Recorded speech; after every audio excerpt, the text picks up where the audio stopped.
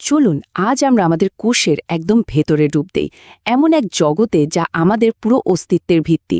আর সেখানে দেখব এক অবাক করা অঙ্গাণু যা আমাদের শক্তি যোগায়। আচ্ছা, একবার ভাবা যাক, যদি আমাদের এক একটা কোষ একটা কর্মচঞ্চল শহরের মতো হয়, তাহলে সেই শহরের পাওয়ার প্ল্যান্টটা কোথায়? মানে শক্তিটা আসে কোত্থেকে? উত্তরটা হলো মাইটোকন্ড্রিয়া। হ্যাঁ, কোষের সেই বিখ্যাত পাওয়ার হাউস। আমাদের শরীরের প্রায় সব কাজ করার জন্য যে শক্তি দরকার তার প্রায় পুরোটাই তো তৈরি হয় এখানেই।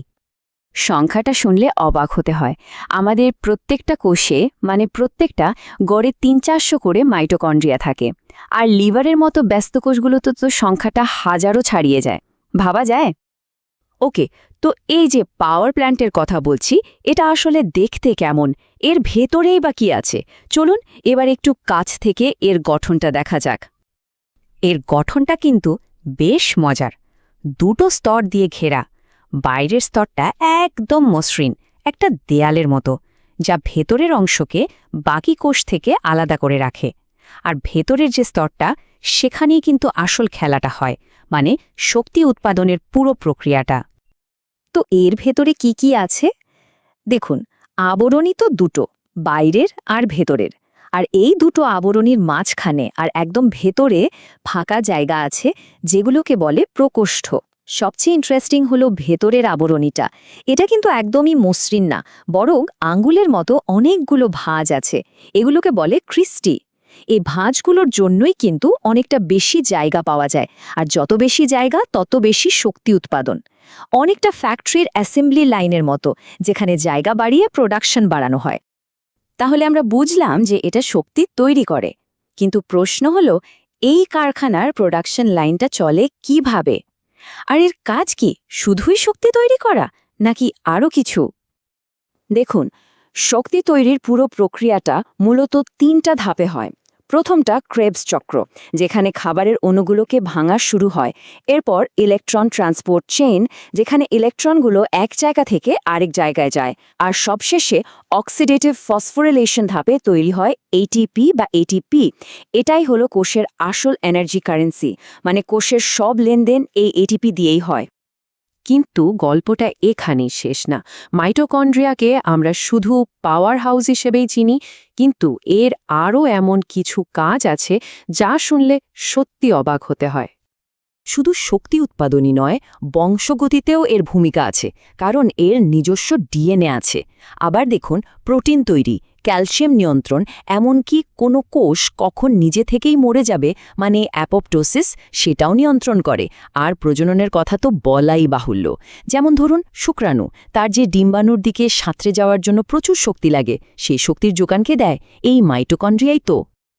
আর এটাই সম্ভবত মাইটোকন্ড্রিয়ার সবচেয়ে অবাক করা আর রহস্যময় দিক। ভাবুন তো, কোষের তো মূল ডিএনএ থাকে নিউক্লিয়াসে, কিন্তু নিউক্লিয়াসের বাইরে একমাত্র এই অঙ্গাণুটিরই কিনা নিজস্ব ডিএনএ আছে। শুধু তাই না, নিজস্ব রাইবোজোমও আছে। ব্যাপারটা অনেকটা এরকম, যেন একটা কোষের ভেতরে আরেকটা স্বাধীন ছোট্ট একটা জীব বাস করছে। আর এই নিজস্ব ডিএনএ থাকার মানে কি? এর মানে হলো, মাইটোকন্ড্রিয়া কিন্তু তার সবকিছুর জন্য কোষের নিউক্লিয়াসের ওপর পুরোপুরি নির্ভর করে না। শক্তি উৎপাদনের জন্য ওর যে জরুরি প্রোটিনগুলো দরকার, তার কিছু কিছু ও নিজেই তৈরি করে নিতে পারে।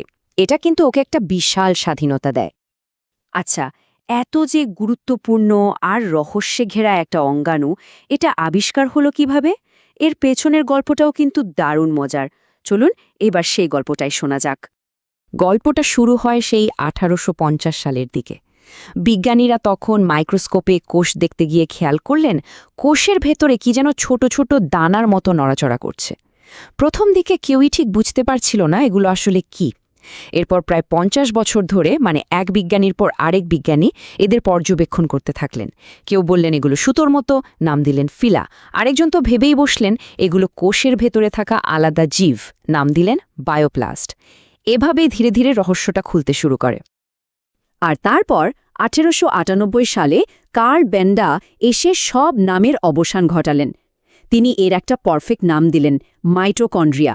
নামটা এসেছে দুটো গ্রিক শব্দ থেকে, মিথোস মানে সুতো, আর কন্ড্রিয়ন মানে দানা, মানে সুতোর মতো দানা।